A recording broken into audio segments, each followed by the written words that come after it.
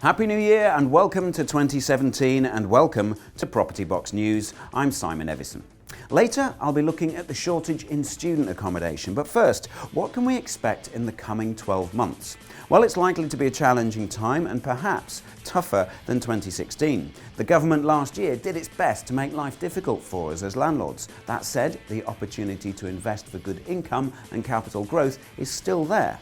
Despite the introduction of higher stamp duty purchasing costs, the scrapping of the wear and tear allowance, the pending removal of landlords' mortgage interest tax relief, and the fact that the average rental yield in the UK has eased slightly, investors continue to be drawn to the buy-to-let market as the returns routinely outperform those of other investments. Looking at the Your Move index released recently, we can see that the rental market is still holding strong. In the 12 months to November, rents rose across England and Wales 3.9% to an average of £830 per month.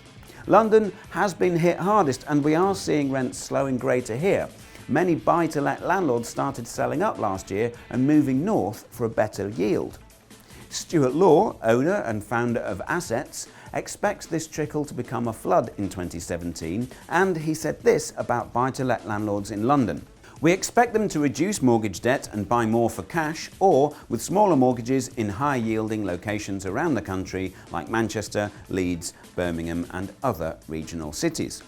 Certainly for a beginner landlord entering the market for the first time, a baby buy-to-let in the northern town is seen by many as the place to start.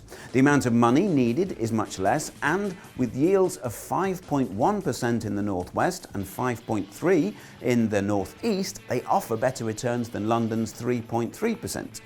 Over 2016, house sales slowed and we are probably going to see a similar pattern in the coming months. One of the stifling factors has been the wait-and-see attitude of many homeowners who are going to sit it out until Article 50 is triggered.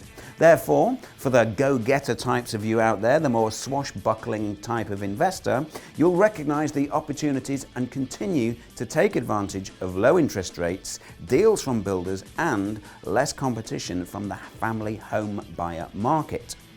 This comment from Adrian Gill of Your Move on the state of the letting market nationally is a good indication of where we are.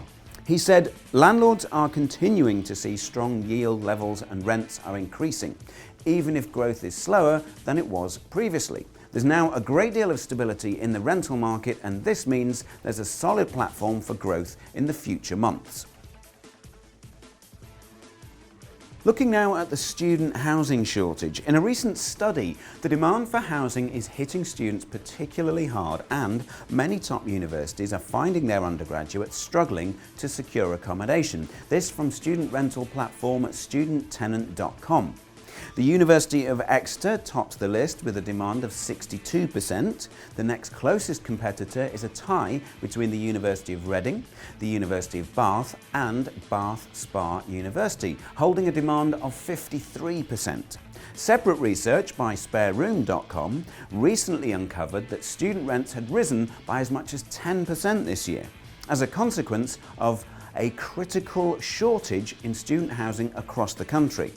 An opportunity here then for an investor. Letting to students can be profitable and rewarding, providing, as always, you do your research and understand the market you're aiming to get into. Because more individuals are renting in the property, yields will of course be higher. You can still get good yields if you price competitively against other student landlords. Of course, you must be aware of the local council Article 4 direction and whether it applies to the specific area you are planning to invest in. What type of property are suitable? 2, 3, 4, 5 bedroom will all rent because demand is so high. And make sure you offer a property that is well presented and in good condition. Don't think that just because they're students they'll be happy with substandard accommodation. They won't. In fact, the level of presentation offered will dictate the type of tenant you'll attract, and if your property is a very good standard, it's likely to be treated better. For the best understanding of letting to the student market and HMO management, make sure you get good advice from an experienced HMO and multi-let landlord. Good coaching in any area of property investment is essential.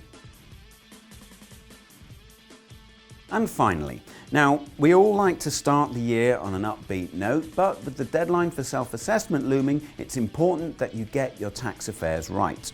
The HMRC is now making tax tutorials available for lands needing help calculating the tax owed on their rental income.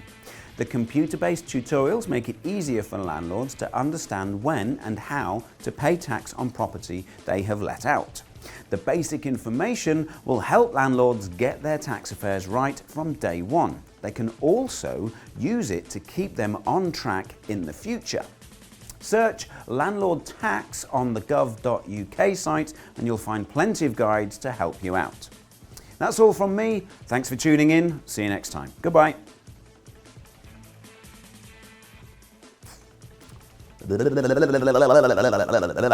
And finally, now we all like to start. No, that's it.